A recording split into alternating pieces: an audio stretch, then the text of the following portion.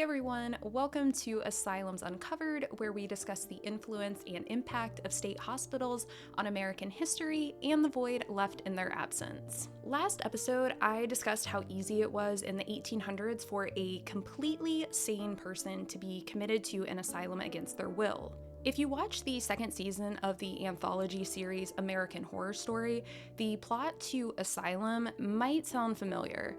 Sarah Paulson's character was a reporter looking to boost her career by sneaking into Briarcliff Manor to expose the patient abuse. She's soon found out and committed to the asylum. What if I told you this storyline was based on a real-life reporter?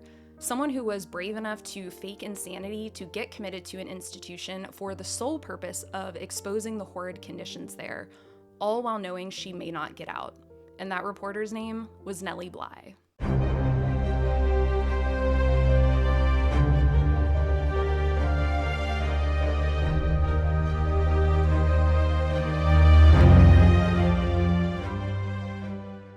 Now, you might be asking yourself, why would someone voluntarily put themselves in this dangerous position to go undercover in an asylum? Even though it was a high-stakes, precarious situation, Nellie defied the odds and did it anyway.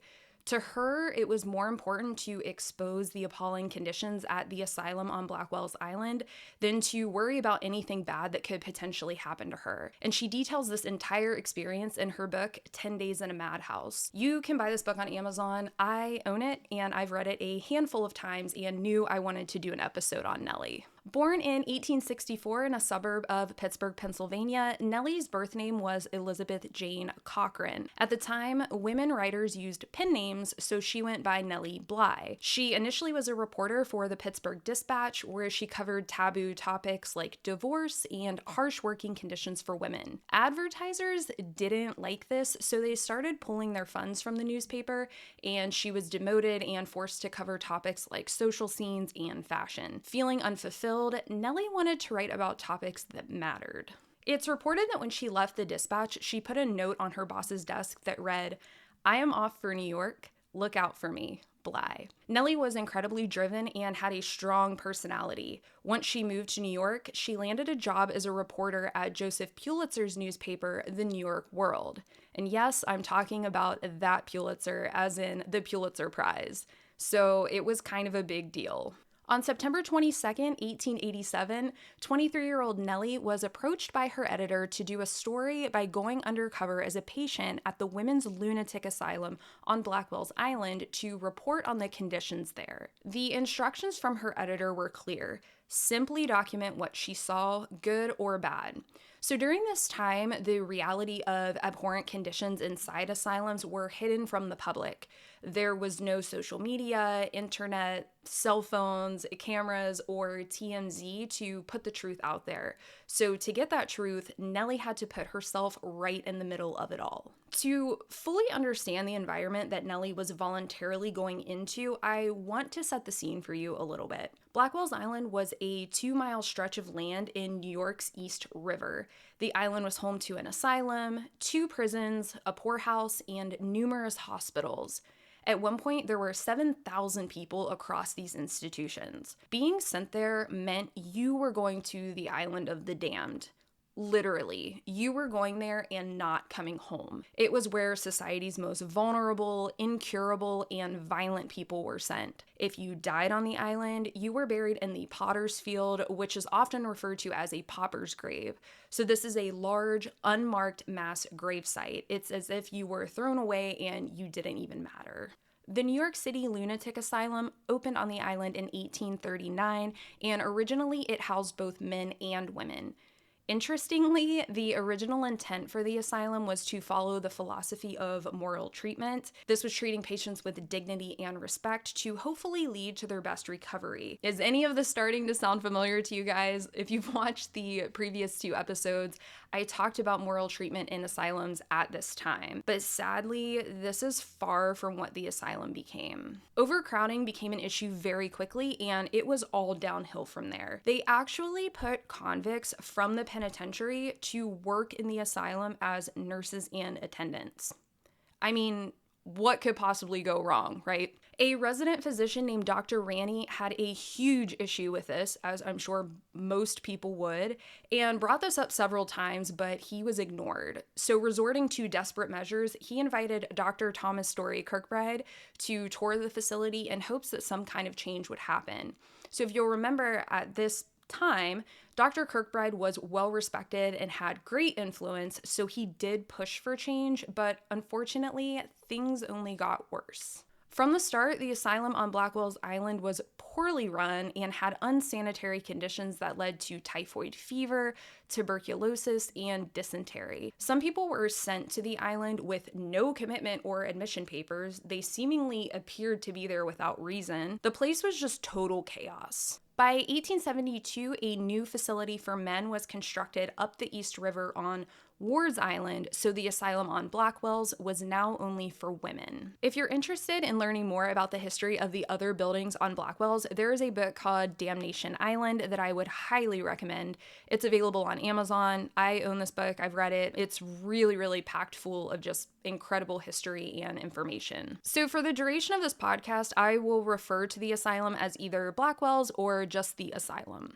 So going back to Nellie, when her editor first came to her with a proposal to go undercover, she asked him, "How will you get me out once I get in?" To which he replied, "I don't know."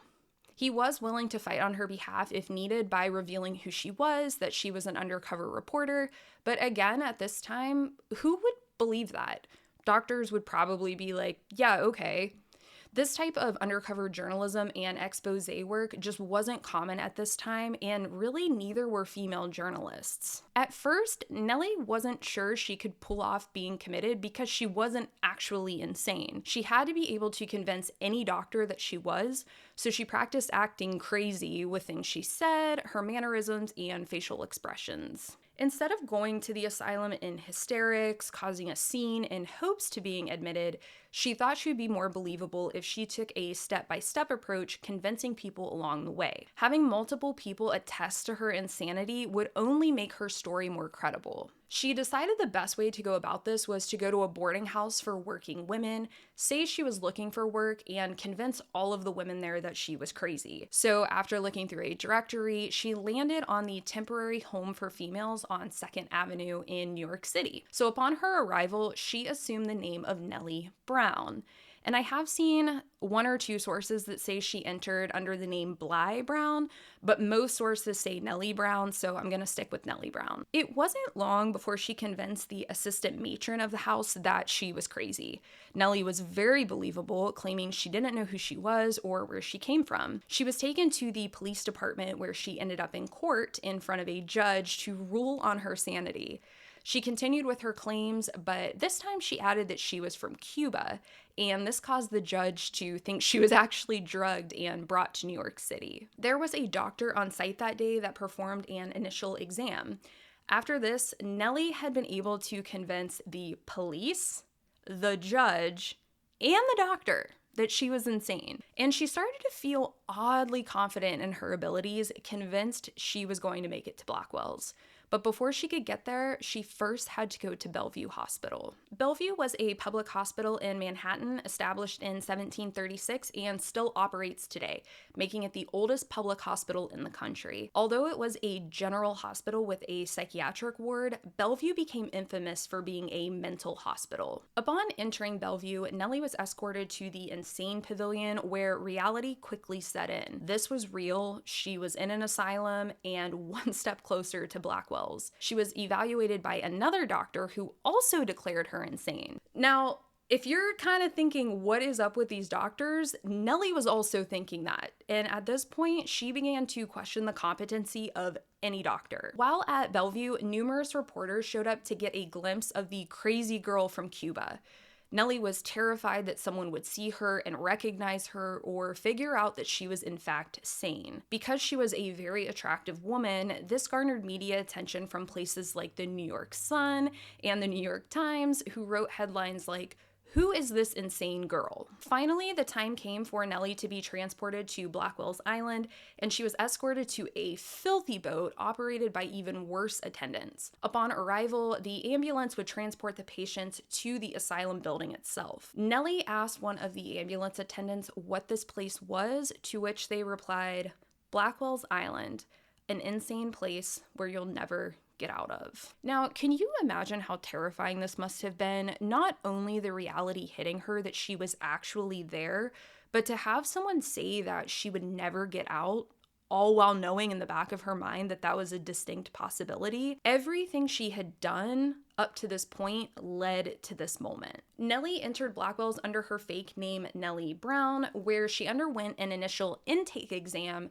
that was not an intake at all. The doctor doing the intake didn't ask her any of the required questions for admission, but instead paid more attention to and flirted with a nurse. She was taking in her initial surroundings, which appeared to be clean, but she would come to find out that this was more for show, most likely for visitors, as they would never make it deep enough into the asylum to see the actual conditions. On her way to dinner the first night, Nellie saw women talking to invisible people, laughing at nothing, and staring off into the distance. The dinner served was a piece of bread, some prunes, and tea. The food at Blackwell's was stomach-churning and inedible. They were often served a cold potato and a piece of rotten beef. Nellie actually found a dead spider in one of her pieces of bread. They didn't have silverware, so patients with teeth ate like Neanderthals, and those without teeth often just didn't eat. It was fall in New York, and the asylum was freezing. Nellie was led to a bathroom and ordered to undress for a bath. A female nurse scrubbed her down and poured buckets of ice-cold water over her head, into her nose and mouth, practically drowning her. This wasn't a bath, this was torture. The other female patients stood watching in horror, knowing they were about to endure the same fate. Mind you, baths were only given once a week, and they didn't swap the water after each patient, so imagine how unsanitary and disgusting that was. There were only a couple of towels that all of the women were expected to share, despite some having open sores and wounds. During her first night there, Nellie was actually told by one of the nurses, "You don't need to expect any kindness here, for you won't get it." It's reported if a patient had a visitor, they were given a fresh bath and a clean dress to portray the asylum as a good place and not to reveal any of the horrors that were actually going on there. The bed Nellie was given was incredibly uncomfortable, higher in the center and sloping on all sides. The wool blanket that she was given wasn't even big enough to cover her whole body. And while looking around the room, Nellie realized the women had no way of escaping if there was a fire. The doors were heavily locked and the windows were heavily barred. The nurses would be expected to open all of the rooms to let the women out, but she knew that would never happen. They would absolutely burn alive. On one of her supervised walks outside, Nellie recounts seeing the women from the lodge, which was a separate building where the most violent patients were housed. They were yelling, singing, cursing, all strung together by a rope that was attached to leather belts around their waists. It was this odd juxtaposition of this demented parade on display in the foreground with beautiful, well-manicured grounds in the background. The nurses severely abused and neglected the women, forcing them to sit on hard benches all day, teasing them with coats and shawls during the freezing temperatures, and ignoring any reports of sickness. Physical abuse such as choking and beating the elderly wasn't uncommon. So to paint a better picture for you, we're not talking about the occasional hair pull or an open hand slap. We're talking about nurses beating a patient with a broom handle, putting a bedsheet over her head, twisting it around her throat, and throwing her in an ice-cold bath. But perhaps some of the worst reported abuse was injecting the patients with morphine and a sedative called chloral. So to put this into perspective, chloral isn't allowed to be sold on the market in the United States today. I'm not sure what was worse, being mentally ill and needing help in this environment, or being completely sane. Honestly, either way had to be pure torture, and I feel like any person that was sane, by the time they were put through all that, they left there not totally sane. While her stay there, Nellie didn't keep up the act of being insane. She acted just like she did in normal life. And this led to all of the staff, besides one physician, to believe that she was actually crazy. It was like the more coherent she was, the more insane that they treated her. 27-year-old Assistant Superintendent Dr. Frank Ingram took a liking to Nellie, and they formed somewhat of a friendship. She told the doctor of her concerns, like the women needing more clothing to stay warm, and that they would burn alive should there be a fire. After 10 days in the asylum, Nellie was released, and I can't imagine the guilt she felt and how hard it was for her to leave the women that she had grown so close to. She and Dr. Ingram remained friends, with rumors there was something more going on, but this was never confirmed. Nellie published her two-part expose entitled Behind Asylum Bars in the New York World on October 10th, 1887. Her articles shocked the public, and she was summoned by a grand jury to tell her story. This was the best chance that she had to get justice for the other women. After her testimony, the jurors then requested that Nellie accompany them to Blackwell's, to which she happily complied. The visit there was supposed to be a surprise, but unfortunately, staff at Blackwell's were tipped off before the group arrived. Dr. Dent, the superintendent, admitted that his institution was incompetently run. He confessed he wasn't able to tell if the patient baths were cold and how many women were forced to bathe in the same water. He also said that not all doctors on staff were competent because it was hard to secure good medical men. In preparation for this surprise visit, the staff made the asylum look impeccable. The kitchen was spotless and there was lavish food put on display. The halls were clean and tidy, but all of this was a lie. Some of the women that Nellie had told the grand jury about were nowhere to be found. But where did they go? The staff had an excuse for every single one: a transfer, a discharge, or they had never heard of such person.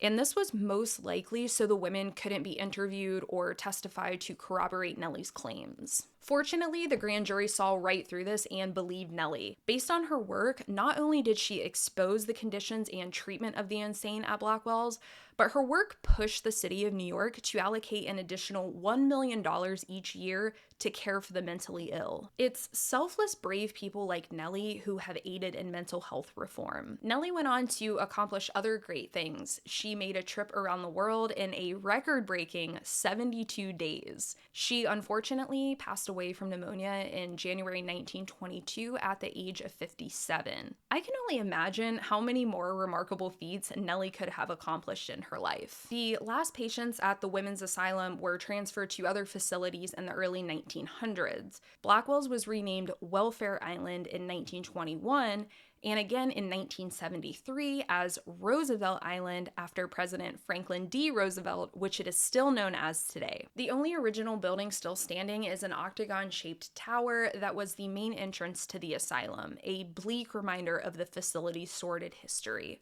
Today, Roosevelt Island is open to visitors. There is an art gallery, restaurants, and a monument honoring Nellie titled The Girl Puzzle, named after an article she published in 1885. Nellie is a monumental figure in the mental health movement, and I hope you find her as inspiring as I do.